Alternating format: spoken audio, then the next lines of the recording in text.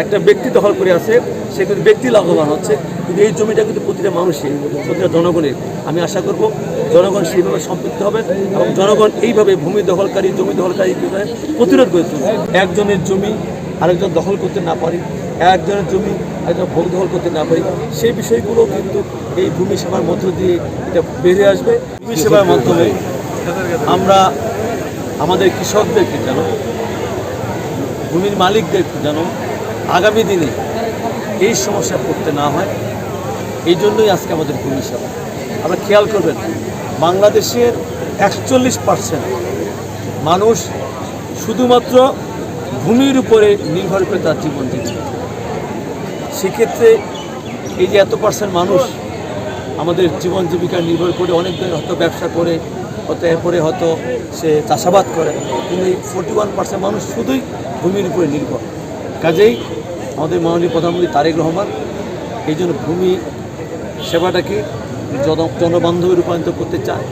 এই জন্য একজন কৃষক যেন ঘরে বসেই অনলাইনে তার এই মিউটেশন, তার রেকর্ড, তার পর্চা সমস্ত করতে পারেন এবং কি তার ভূমির যে ট্যাক্স দিতে হয় সেটাও যেন উনি করতে পারেন।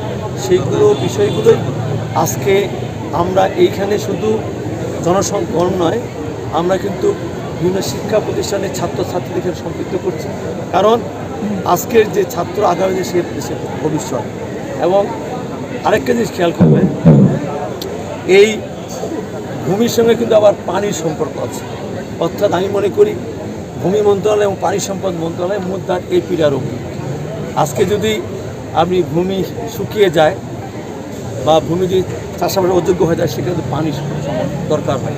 সেই ক্ষেত্রেই আমি পানি সম্পদের প্রতিমন্ত্রী হিসাবে এবং আমাদের এই পঞ্চগড়ের সন্তান হিসাবে আমি মনে করেছি আমাদের এই এলাকার মানুষজনকে, জনসাধারণকে এখানে আমাদের ভূমি সেবা এবং পানি সম্পদের যেটা নিবিড় বন্ধন, সেই বিষয়টাই আমাদেরকে সবাইকে অনুধাবন করার জন্যই আমিও বিশেষ করে আমাদের প্রিয় আমাদের জেলা প্রশাসক ম্যাডামের অনুরোধে আমি এখানে এসেছি।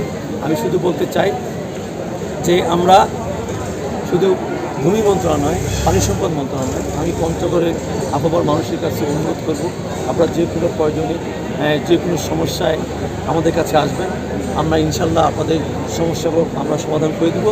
এবং ভূমি সেবার মাধ্যমে আমরা আগামী দিনে শুধু আমাদের কৃষক বা আমাদের যারা পূর্ণবয়স্ক মানুষ এরাও নয়, আমরা আমাদের সাধারণ ছাত্রছাত্রী তাদেরকে এই বিষয়টা আমাদের জ্ঞান দিতে চাই। কারণ বিশেষ করে ভূমি এবং আমাদের কৃষি, আমাদের পানি সম্পদ, এগুলো একটা সম্পর্কিত। সেক্ষেত্রে আজকে আমার সন্তানেরা যদি এই বিষয়গুলো এখনই সমগ্র ধারণা পোষণ করতে পারে, আইডিয়া পোষণ করতে পারে, আগামী দিনে তার বড় হওয়ার ক্ষেত্রে এবং জীবন জীবিকার যখন সে দিকে ধাবিত হবে, তখন তার এই বিষয়গুলি তার জীবনের কাজে লাগবে।